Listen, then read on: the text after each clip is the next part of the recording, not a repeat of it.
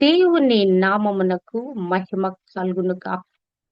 Heavenly light ministries global prayer tower ఆధ్వర్యంలో జరుగుతున్న ఉదయకాలపు స్తుతి ఆరాధన కూడికు మిమ్మల్ని అందరినీ ప్రేమపూర్వకంగా ఆహ్వానిస్తున్నాను.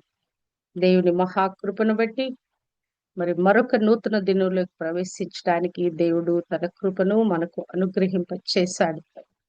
నిన్నటి దినము పరిశుద్ధ దినాన్ని పరిశుద్ధంగా ఆచరించడానికి, ఆయన సన్నిధికి వెళ్ళి ఆయన సన్నిధిలో సంతోషించడానికి దేవుడు తన కృప దయచేశాడు. మరొక వీక్ డేస్ లోకి జూన్ నెల మరి 3వ వారంలోకి దేవుడు మనల్ని తోడుకొని వచ్చాడు.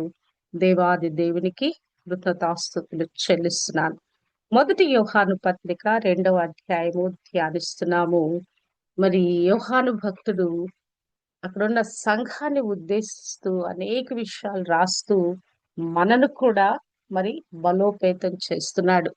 మరి ఆయన నిత్య జీవం మనకు అనుగ్రహింప చేశాడని, మరి అభిషేకం మనకు అనుగ్రహింప చేశాడని, అందును బట్టి మనము ఈ లోకంలో మెళుకు కలిగి జీవిస్తూ దుష్టుడైన సాతాను వేసే ట్రాప్ లో పడకుండా మనం ఎలాగున మన ఆత్మీయ జీవితం కాపాడుకోవాలో ఆ విషయాలు మనకు బోధిస్తూ వస్తున్నాడు.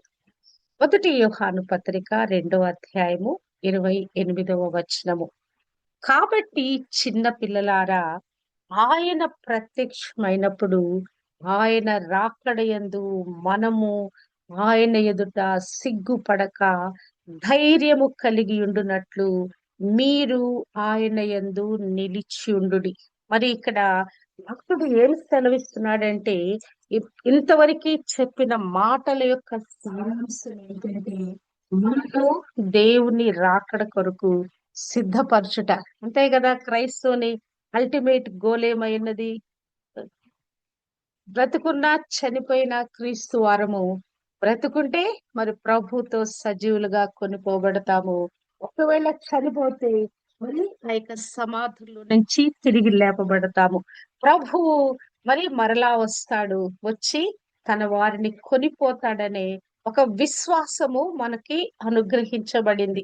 అదే కదా, మరి ఆయన రాకడలో మనని ఎత్తబడే గుంపులోకి తీసుకుని వెళతాడు కనుక ఆయన వచ్చేంత వరకు కూడా మనం ఎలా జీవించాలి, ఆ రాకడలో ఎత్తబడే గుంపులో ఉండాలంటే మనము ఎలాగున జీవించాలనే విషయాలు ఇక్కడ భక్తుడు మనకి బోధిస్తున్నట్లుగా మనము చూడగలము. ఇక్కడ ఈయన మరొక్కసారి తన ప్రేమనంతా కూడా సంఘం ఎడల కనపరుస్తూ మాట్లాడుతున్నాడు.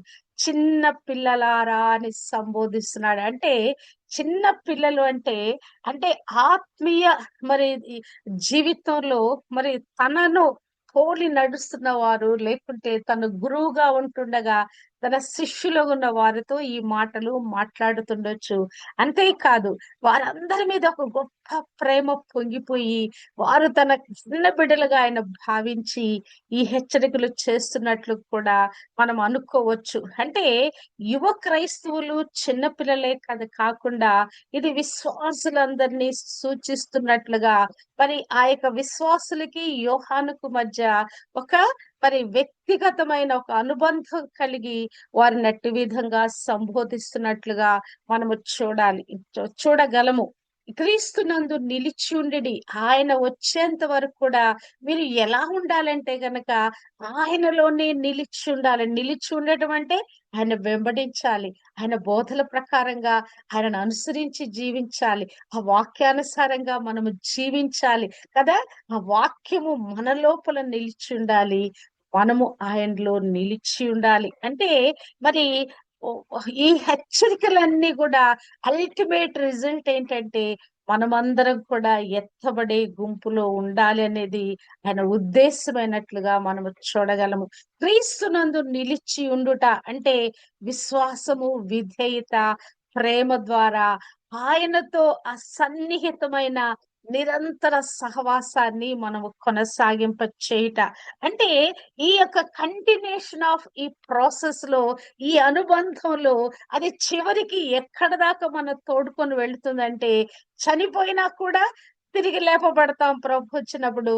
బ్రతికున్నా కూడా మరి అదే మరి రెక్కలు కలిగి మరి ఆ యొక్క ఆ మహిమ శరీరము దాల్చి ఆయన ఎద్దుకు వెళ్ళిపోతాం. అంటే మరి మీరు దిగులు పడనక్కర్లేదు. మీరు ఆయన ప్రత్యక్షపరచబడినప్పుడు మీరు ఏ మాత్రము కూడా సిగ్గుపడాల్సిన అవసరం లేదు. ఆయనలో మీరు నిలిచి ఉన్నారా? ఆయన వెంబడిస్తూ వెళుతున్నారా? మరి మరి ఆయనలోనే మీరు కొనసాగుతున్నారా? మీ ముఖాలు ఎన్నడూ గూడా సిగ్గుపడవు. మీరు ఎన్నడూ గూడా తలదించుకునే పరిస్థితి రాదు. ఎన్నడూ కూడా మీరు అవమానపరచబడే పరిస్థితి రాదు.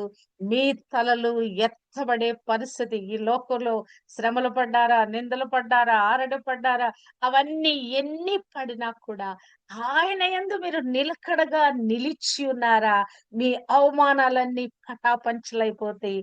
ఆయన ప్రత్యక్షమైనప్పుడు ఆయన రాకడలో ఆయనతో పాటు కొనిపోబడతాము. అబ్బా! ఎంత గొప్ప భరోసా ఇస్తున్నాడో చూడండి. ఇక్కడ భక్తుడు ఖచ్చితంగా ఆయన రాకడలో ఆయన ప్రత్యక్షమైనప్పుడు ఆ రెండవ మరి ఆయన తిరిగి వచ్చినప్పుడు ఆయన ప్రత్యక్షమైనప్పుడు మనమందరం కూడా కొనిపోబడతాము.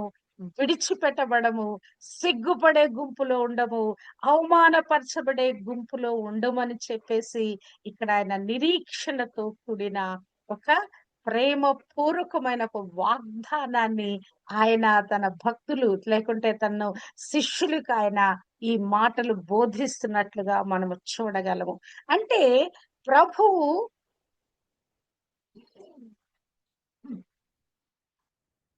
వస్తున్నాడు అంటే ఆయన ఎక్కడికన్నా వెళ్ళాలి కదా!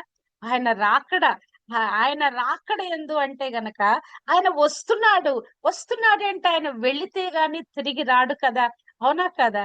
మరి ఆయన వెళ్ళే విధానము ఎలా జరిగిందని మనము చూస్తే ఆయన ఎక్కడికి వెళ్ళాడు?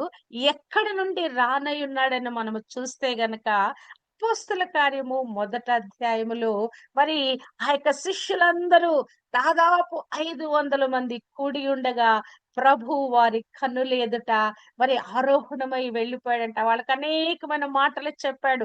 తండ్రి వాగ్దానం చేసిన పరిశుద్ధాత్మ కొరకు మీరు కనిపెట్టుకోండి. యెరూషలేములోనే మీరు ఉండండి. మరి ఆ యొక్క ఆత్మను పొందుకొని మీరు శక్తి పొందుకొని భూదిగంతం వరకు నాకు సాక్షులై ఉంటారని అనేక మాటలు ఆయన చెప్పిన తర్వాత అపోస్తల కార్యము 1:9 నుండి చూస్తే ఆయన ఈ మాటలు చెప్పి వారు చూచుచుండగా ఆయన ఆరోహణమాయెను. అప్పుడు వారి కన్నులకు కనపడకుండా ఒక మేఘము ఆయనను కొనిపోయెను. ఆయన వెళ్ళుచుంటుండగా వారు ఆకాశం వైపు తేరి చూచుచుండిరి. ఇదిగో తెల్లని వస్త్రములు ధరించుకొనిన ఇద్దరు మనుషులు వారి యొద్ద నిలిచి, గలిలయ మనుషులారా, మీరెందుకు నిలిచి ఆకాశం వైపు తేరి చూచుచున్నారు?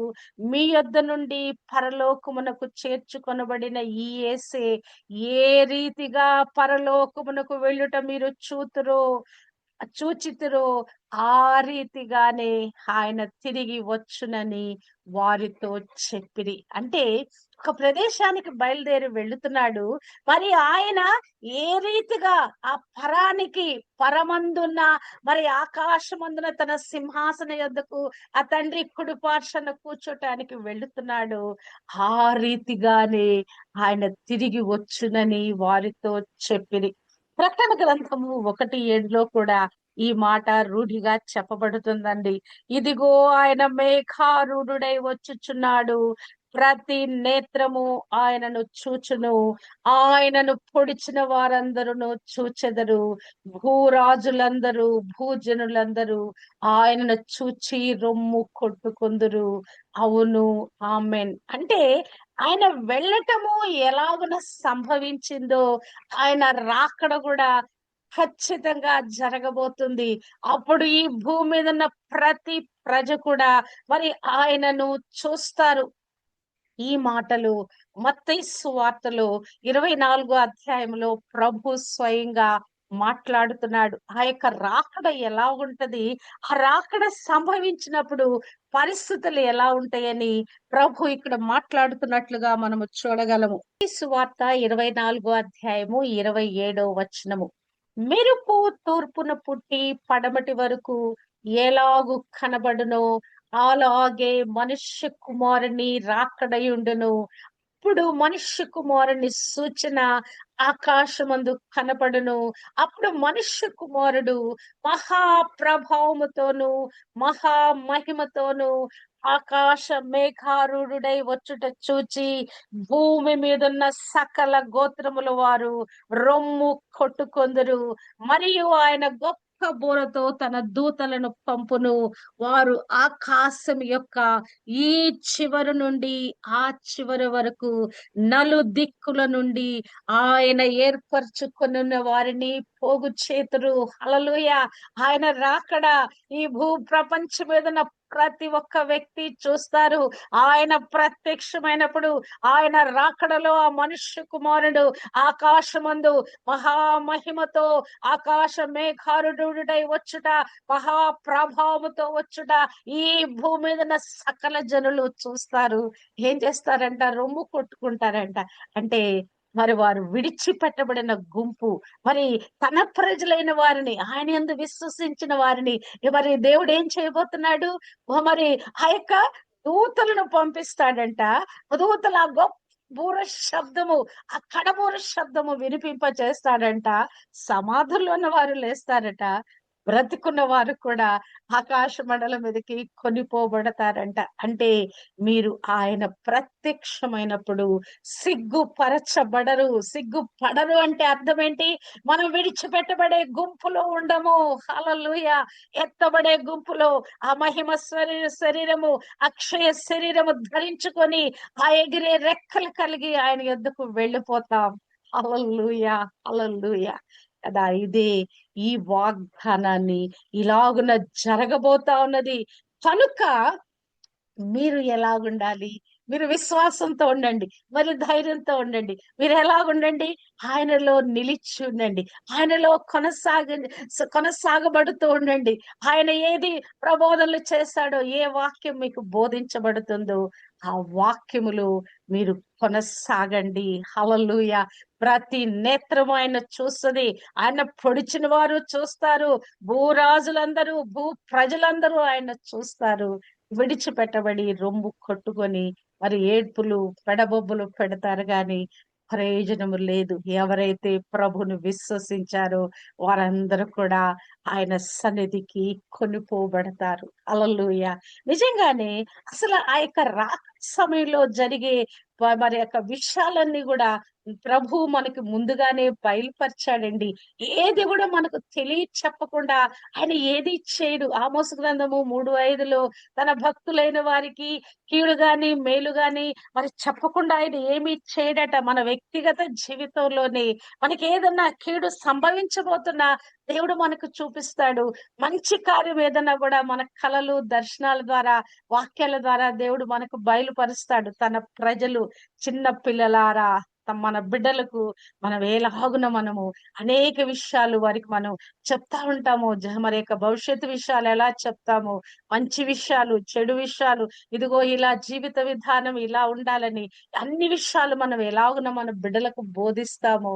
తండ్రిగా ఉండి ఆయన మన ఆత్మీయ బిడ్డలుగా మనము తెలుసుకోవలసిన విషయాలన్నీ కూడా ఆయన మనకు బోధిస్తా ఉన్నాడు. మత్తయి సువార్త 24వ అధ్యాయంలో ప్రభు అనేకమైన విషయాలు, ఈ రాకడ గురించిన విషయాలు చెప్తా ఉంటాడు.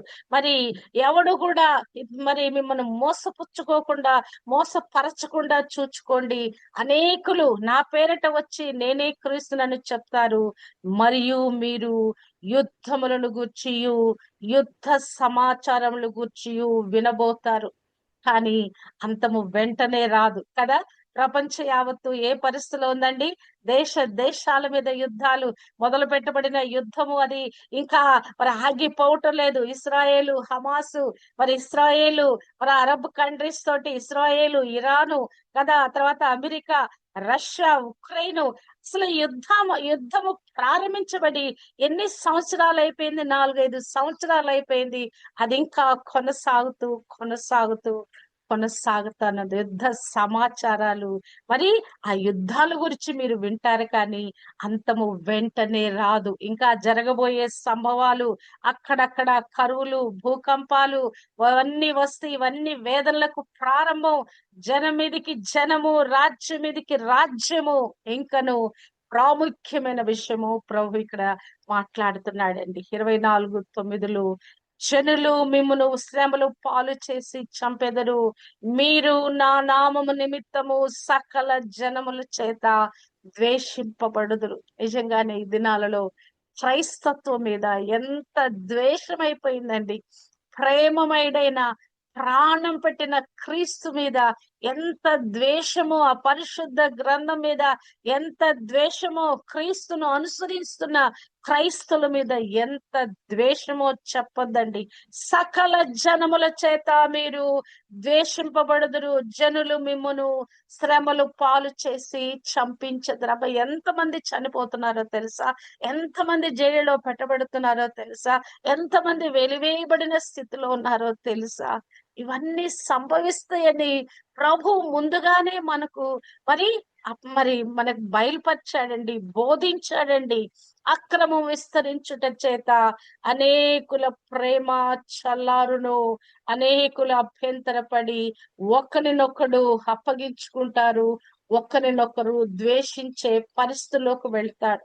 కాకపోతే మీరు చేయవలసిన పని ఏంటంటే, అంతవరకు సహించిన వాడెవడో వాడే రక్షింపబడును. ఈ యొక్క ప్రబోధనలు, ఈ బోధలన్నీ మనకు ఎందుకు చేయబడుతున్నాయి అంటే, మనము క్రీస్తులో నిలకడగా నిలిచి ఉండి, అది శ్రమైన, అది అభ్యంతరకరమైన పరిస్థితి అయినా, అది యుద్ధ సమాచారమైన, మన కుటుంబంలోనే రకరకాలైనటువంటి కీడుకరమైన, ఇబ్బందికరమైన పరిస్థితులు ఉన్నా కూడా ఈ విశ్వాసంలో నుంచి చెదిరిపోకుండా ప్రభు వైపు చూస్తూ ఈ యొక్క విశ్వాస యాత్రలో కొనసాగాలని, ఆయనలోనే మనము నిలిచి ఉండాలని, ఆ రాకడలో ఎత్తబడే గుంపులో మనం ఉండాలంటే అంతవరకు మనం సహిస్తేనే కానీ ఆ రక్షింపబడిన ఎత్తబడే గుంపులో ఉండమని ఇక్కడ మాట్లాడుతున్నట్లుగా మనం చూడగలం. అంటే అసలు దీని అంతము ఎప్పుడంటే గనక, ఈ రాజ్య సువార్త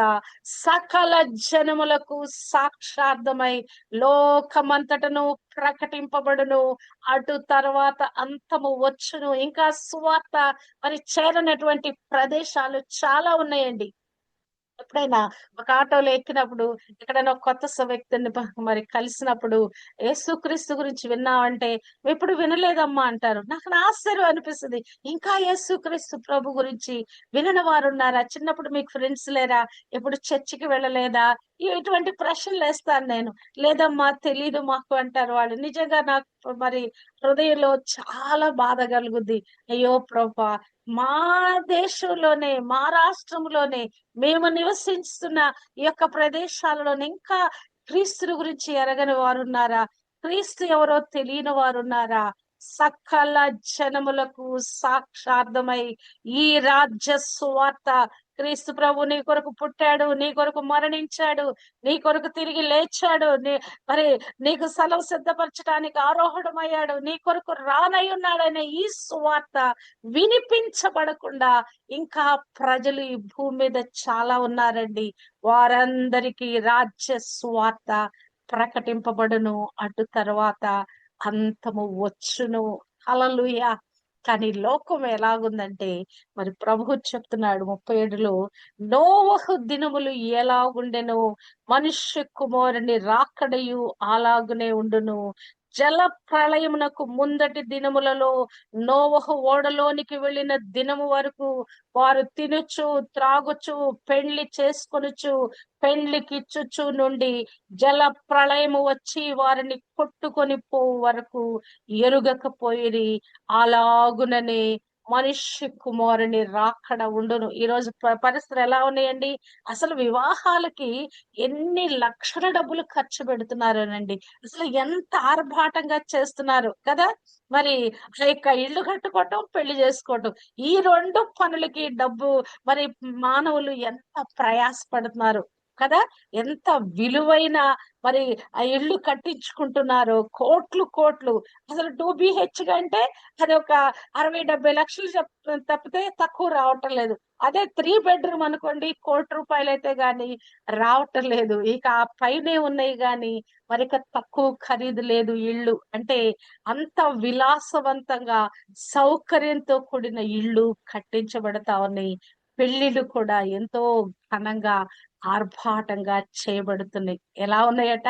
పెళ్లి చేసుకోవటం, తినటం, తాగటం, పెళ్లి చేసుకోవటం, పెళ్లికి ఇవ్వటం, దీనిలోనే ఆ మరి వాళ్ళు మునిగి తేలారు. ఆ దినము ఏదైతే ప్రచండంగా ఆ యొక్క ఆకాశపు తూములు, అగాధ జలములు తెరవబడి ఆ భూమి మీద వర్షము కురిపించబడేంత వరకు కూడా మరి అందులోనే మునిగి తేరారు. ఎంతగా హెచ్చరిక చేసిన నోవహు కదా, ఆయనను వెర్రివాడిగా గేలి చేశారు. మరి ఆయన మాటల్ని ఒక్క మాట కూడా వినకుండా అలాగున వారు మరి ఆ యొక్క దానిలో ఆ జల ప్రళయంలో మునిగిపోయారు. కేవలము 8 మంది మాత్రమే ఆ యొక్క ఉగ్రత నుంచి తప్పించబడి ఆ ఓడలోకి చేర్చబడ్డారు. కనుక మరి ఎంతమంది శేషాన్ని దేవుడు ఆ రాకడలో ఎత్తబడే గుంపులో తీసుకుని వెళ్ళనై ఉన్నాడో మనకు తెలియదండి. ఆ గుంపులో మనం ఉండుట ప్రాముఖ్యము. ఇప్పుడు మనము జీవించే ఈ జీవితము ఆ ప్రభు కొరకే జీవిస్తూ ఆయన రాకడ కొరకు కనిపెట్టుకొని మరి ఈ జీవితంలో మనం ఎలాగున క్రైస్తవ యాత్ర మనం ఎలాగున కొనసాగించాలో మరి ఇది ప్రాముఖ్యము.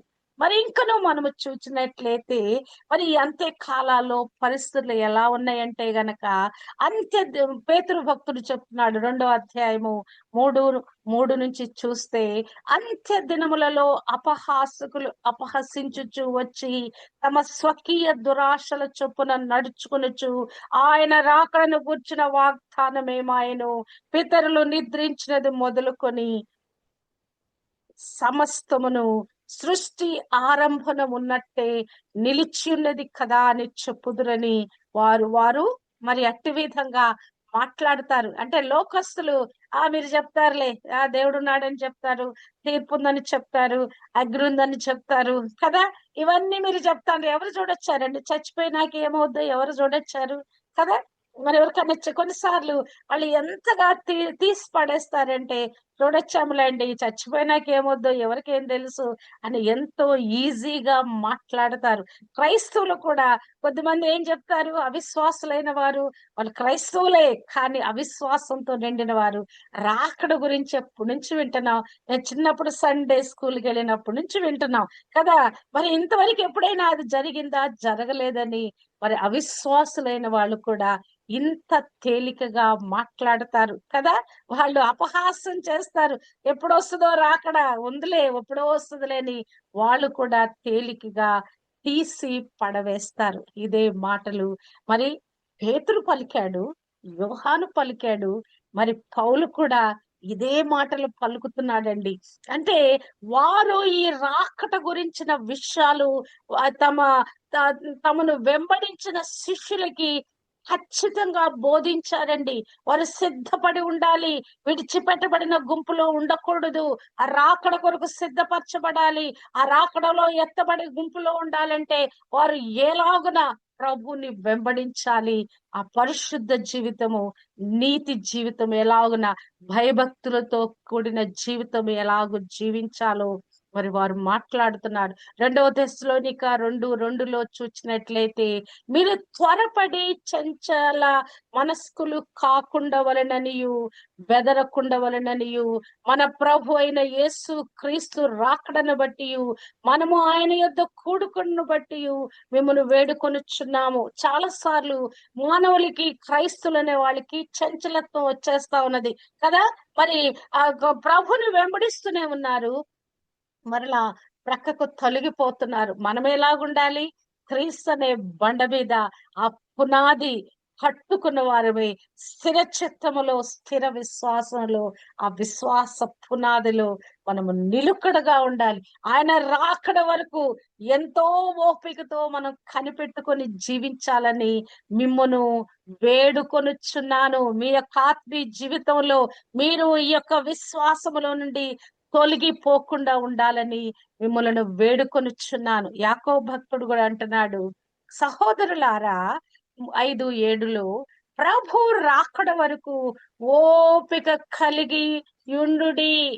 ఓపిక కలిగి ఉంటేనే అంతవరకు సహించిన వాడే రక్షింపబడును. వ్యవసాయకుడు తొలకరి వర్షమును కడవరి వర్షమును సమకూడు వరకు విలువైన భూఫలము నిమిత్తము ఓపికతో కాచుకొనుచు దాని కొరకు కనిపెట్టును కదా. ఈ లోకంలో ఒక పంట వేసే రైతే మరి దేవుడిచ్చే ఆ వర్షం మీద ఆధారపడి ఆ యొక్క మరి మొదటి తొలకరి వర్షము మరి చివరి వర్షము ఈ రెండు పంటకు అవసరము. మొట్టమొదటి తొలకరి వర్షం కురిసినప్పుడు విత్తనాలు వేస్తాడు, కడవరి వర్షం అయిపోయిన తర్వాత కోత కోస్తాడు. అప్పటి వరకు కూడా ఆ వ్యవసాయం అంతవరకు కష్టపడిన కష్టము ఆ ఫలాన్ని పొందుకోవటానికి ఎంతో ఓపికతో ఎదురు చూస్తాడు. మరి మీ ఆత్మీయ జీవితము ఫలభరితము చేయబడి ప్రభుతో నిరంతరము కలిసి జీవించటానికి మరి మీకెంత ఓపిక అవసరమో ఇక్కడ యాకోబు తన మాటల్లో చెప్తా ఉన్నాడు. ఇంకను మనము చూసినట్లయితే మరి మరి ఇట్టి విధంగా ఈ భక్తులందరూ కూడా ఈ రాకడ గురించి ప్రస్ఫుటంగా బోధిస్తున్నారండి. అనేకమైన హెచ్చరికలు చేశారు. ఆఖరికి రాకడను గురించిన హెచ్చరికలు కూడా చేస్తా ఉన్నారు. అంటే మరి ఈ రాకడ గురించి ఎదురు చూసే ఈ జీవితంలో అనేకమైన కట్టుకథలు, చమత్కారంగా కల్పించిన కథల వైపు మరి మనము వెళ్ళకూడదు. అది మీకు మేము బయలుపరచలేదు. రకరకాల బోధలు, కథలతో సంబంధించిన బోధలు మేము చేయటం లేదు. కానీ 2 పేతురు 1:16లో ఆయన అంటున్నాడు, పేతురు భక్తుడు, చమత్కారముగా కల్పించిన కథలను అనుసరించి మన ప్రభు అయిన యేసు క్రీస్తు యొక్క శక్తిని, ఆయన రాకడను మేము మీకు తెలుపలేదు. కానీ ఆయన మహాత్మ్యమును మేము కన్నులారా చూచిన వారమై తెలిపితిమి. ఆయన ఆరోహణమైనప్పుడు, ఆయన మరి అట్టి విధంగా వెళ్ళినప్పుడు ఆ యొక్క మహాత్మ్యాన్ని ఆయన మేఘముల మీద కొనిపోబడుతున్నప్పుడు, ఆరోహణమై వెళ్ళిపోతున్నప్పుడు ఆ మహాత్యాన్ని మేము కన్నులారా చూచాము. తిరిగి ఒక దినాన ఏ విధంగా ఆయన వెళ్ళాడో ఒక దినాన మేఘ మండలం మీద ఆయన ప్రత్యక్షము కానై ఉన్నాడు. మరి మనం ఎలాగున యాత్రలో, ఈ యొక్క లోక యాత్రలో జీవించాలి? మరి యోహాను 2:28లో మనకి చెప్పినట్లుగా ఆయన ప్రత్యక్షమైనప్పుడు ఆయన రాకడ యందు సిగ్గుపడక ధైర్యం కలిగినట్లుగా ఆయనలో మనం నిలిచి ఉండాలి. రెండవదిగా 2 పేతురు 3:12లో రాయబడినట్లుగా దేవుని దినపు రాకడ కొరకు కనిపెట్టుచు దానిని ఆశతో అపేక్షించుతూ మీరు పరిశుద్ధమైన ప్రవర్తనతోనూ భక్తితోనూ ఎంతో జాగ్రత్త గలవారై ఉండవలెను. ఒకటి, నిలిచి ఉండాలి. రెండవది ఆ రాకడ కొరకు కనిపెట్టుతూ అపేక్షిస్తూ భక్తితో ఎంతగానో పరిశుద్ధతో మరి జాగ్రత్తగా జీవించాలట. మరి 3:14లో చూస్తే మీరు శాంతము గలవారై ఆయన దృష్టికి నిష్కళంకులుగాను నిందారహితులుగాను కనపడినట్లు జాగ్రత్త పడుడి. హల్లెలూయా.